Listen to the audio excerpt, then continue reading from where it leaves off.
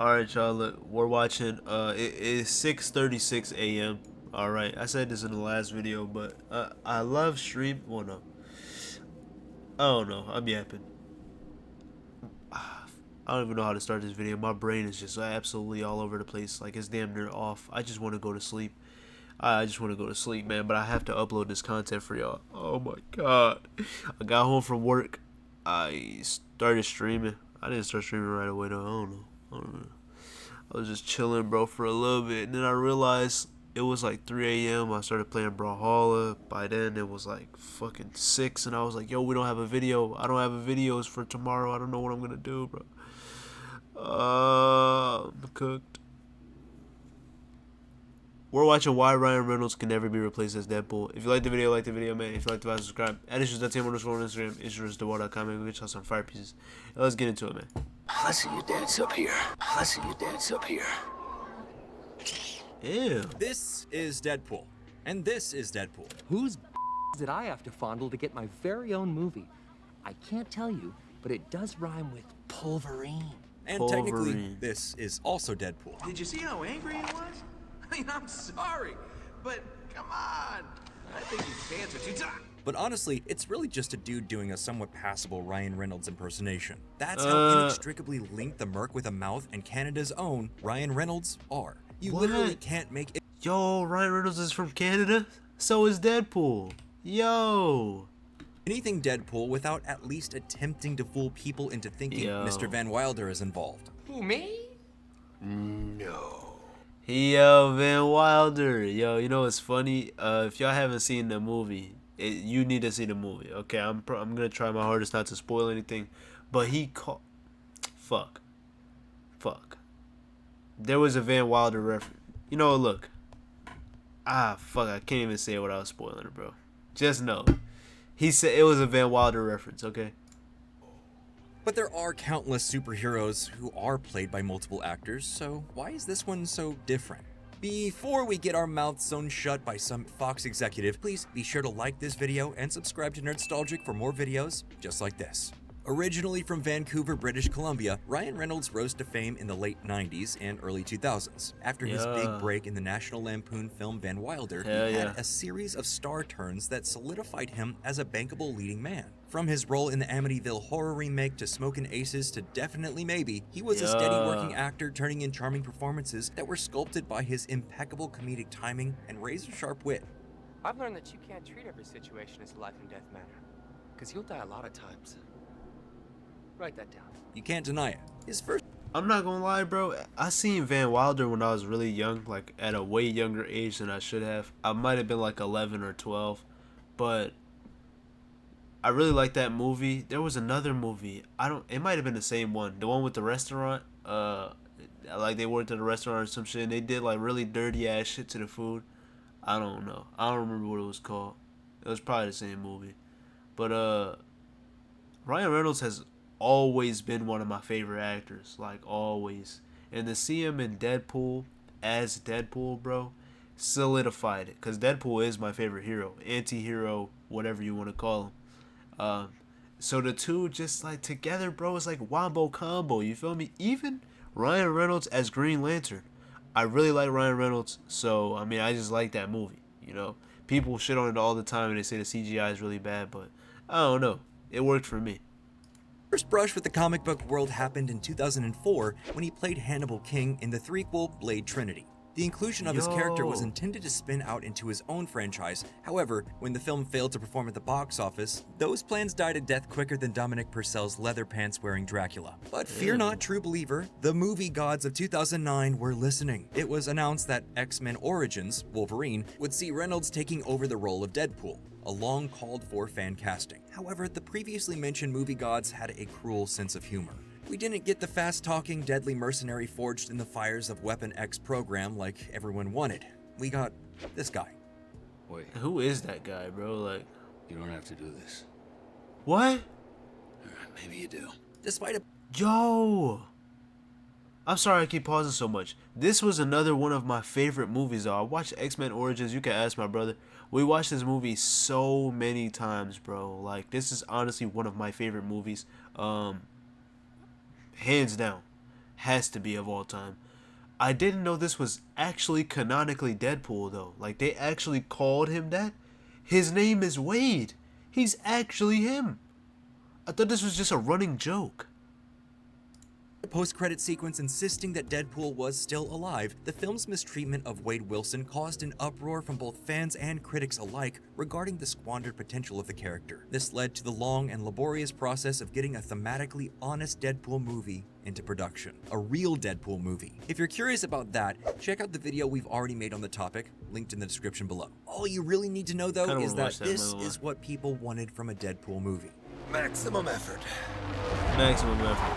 After the roaring success of 2 Deadpool solo films and a third on the way, Reynolds fully cemented himself as being one of the most iconic pairings of superhero and actor ever put to screen, which tastes all the sweeter considering the lowly and compromised beginnings of the character cinematically. There's arguably no worse adaptation of a comic book character than the Origins version of Deadpool. Maybe the Halle Berry Catwoman, maybe, but that's just more Halle Berry being trapped in a bad movie. If you put Patience Phillips in a better movie, her version of Catwoman absolutely would have worked on the big screen, but I don't think I've ever actually seen this movie. I know it's memed though, like of hell. instead they opted for the infamous What is basketball that? scene. Despite And why does she land on top of him like that? That is gross. what the internet might be trying to make you believe, there's more to casting a superhero than just marrying a beefy dude with a spandex-clad character. You can count on one hand the pairings of character and actor that Holy are truly fuck. iconic. Christopher Reeve and Superman, Robert Downey Jr. and Tony Stark, Yes. as well as a few others. The difficulty with casting these Hold on, wait. Robert Downey Jr. and Tony Stark, as well You got Willem Dafoe as Green Goblin, actually true. You got Chris Evans as Captain America, actually true. You got, I don't know who this is, but this guy as Hellboy sells it for me, bro. Like, his personality as Hellboy just feels right, you know? I love seeing actors just be themselves on camera. Like, I feel like Michael B. Jordan as Killmonger, even though Michael B. Jordan is like a nicer guy, I feel like, I mean, I don't know the guy, but it feels like he's perfect as Killmonger. Perfect. Even as Johnny Storm, I'm gonna be honest, I feel like Michael B. Jordan is a perfect Johnny Storm. It just doesn't make sense because he's black. We have Johnny Storm, you know. It just doesn't make sense. It doesn't make sense. He's way better as Killmonger in my opinion. well as a few others. The difficulty with casting these characters is that you need someone who has both an intrinsic quality that is similar to the character in question, but also a desire to not be seen as a performer, but to inhabit the character. Thank you. My job. There's a distinct difference between a movie star and an actor. Movie stars are people like Tom Cruise, Yeah. Denzel Washington, Yeah. or Seth Rogen. They basically Yeah. play themselves in every film they appear. Then Actually there's true. actors, people who want to inhabit a character and disappear into them. Daniel Day-Lewis, Robert De Niro, or Heath Ledger. Facts. People who are invested in the craft of filmmaking and want to be observed, not seen. Most superhero movies require movie stars, not actors, unfortunately. These films are $200 million blockbusters. They have certain financial demands that come with the spectacle they're selling. And one of those demands is that we need to be lured into the theaters by a very Yo. famous movie star. For every superhero film that The Silver Surfer, whoever played this nigga, yo, let me tell you, he made the Silver Surfer another one of my favorite superheroes for no reason. financial demands that come with the spectacle they're selling. And one The Silver Surfer has to have some of the most aura in any hero ever.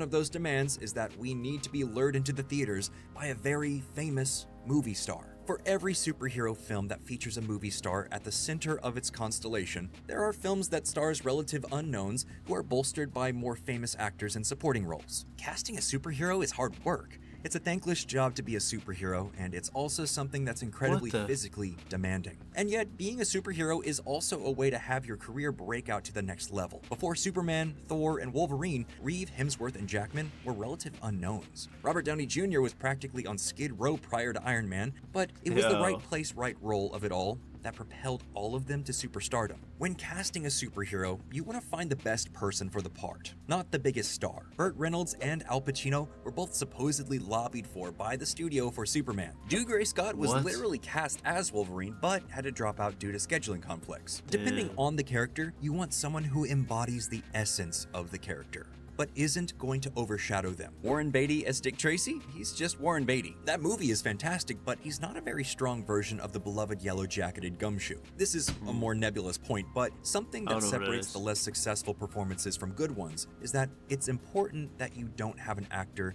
that is looking down on the source material. Case in point, Thanks. Willem Dafoe. Every second he's on screen, it's apparent that he's reveling in Green Goblin. Val Kilmer in Batman Forever, or George Clooney in Batman and Robin? Not so much. Clooney has even gone on record saying, I always apologize for Batman.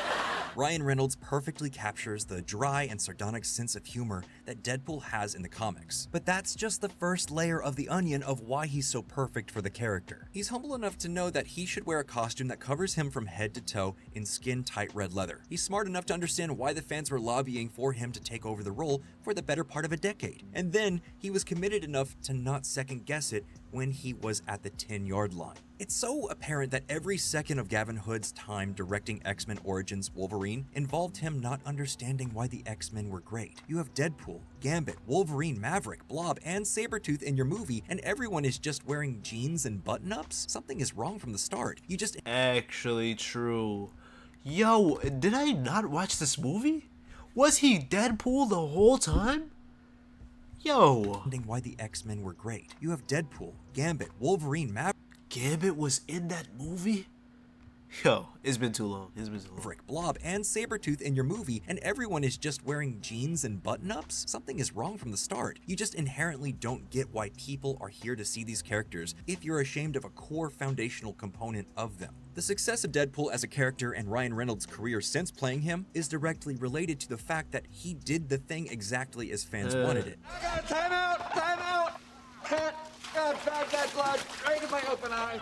This might sound like an oversimplification, but it's actually harder than it sounds to get right. So often, when making the leap to the big screen, everyone is asking, how do we reinvent this? And sometimes you don't need to reinvent the thing everyone loves. You just need to adapt it. When they finally Facts. succeeded in making the film, Deadpool was funny. He wore the suit, he broke the fourth wall, and Reynolds committed himself to being the character, not being a movie star, which, in an ironic twist, poured jet fuel on his movie star career and made him 10 times more famous. But Reynolds' success with the character is more than just an exercise in pursuit of fame. He's deeply involved in the depiction and portrayal of the character. He works on the scripts, produces the movies, and even is redubbing dialogue all throughout post-production. At this point, everyone involved in these films knows enough to stay out of the man's way. He gets the character, pure and simple. Why mess with success? In many ways, the Deadpool movies work because Reynolds took off his movie star hat and decided to pull on his actor mask. But then, when that proved to fit very well,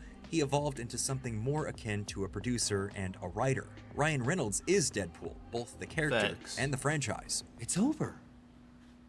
Go home. Well, that's all we've got for today's episode. What do you think? Is there an actor or performer who's worked on comic book movies that's more inextricably linked to their character than Ryan Reynolds? Let us know in the comments below, just like you always do, and please be sure to like and subscribe for more videos just like this. No, like deadass, like Ryan Reynolds is Deadpool, bro. They're inseparable, like deadass actually. I apologize for pausing so much during this video, but I'm really passionate about this shit. Like I fucking love these movies, bro. And I love Deadpool and I love Ryan Reynolds, and both of them together, bro. Like it just, you don't understand. Deadpool isn't my favorite character because of Ryan Reynolds. I grew up playing the Marvel Ultimate Alliance games, and I've always been a Spider-Man fan. But when I played Deadpool in those games, I felt like, oh my god, this guy is Spider-Man with guns, he curses, he breaks the fourth wall, and he has swords. You cannot not love this character. He's literally hilarious as hell. Oh my god, bro. I don't know, man. It's just great. Some of my greatest memories are playing, because I played Marvel's Ultimate Alliance 1 and 2 with my brother as well, and I played those games a lot over and over and over and over and over again. And my main character that I loved playing was Deadpool. And then when I saw these movies come out, obviously I was young as well. When the first Deadpool movie came out, I fell in love, bro. It was such a good movie. I just fell in love. But the Merc with the mouth, man. That's the video, I guess. I really don't have much else to say. They're literally the same person though. Like literally. I seen a cartoon clip of Deadpool before and I was just like disgusted almost. Like literally I think it was earlier today. And it's like it's cool because it's like it's the material. Like it's just not the same though. Gotta be him. That's all I got for y'all though, man. I'm just yapping. I'm trying to give you something else to work with. But if you like the video, man. If you like the video, subscribe. Add issues.team on Instagram. Issues.world.com. Make a good shots on fire pieces. And I'm gonna try to find another video for y'all for today.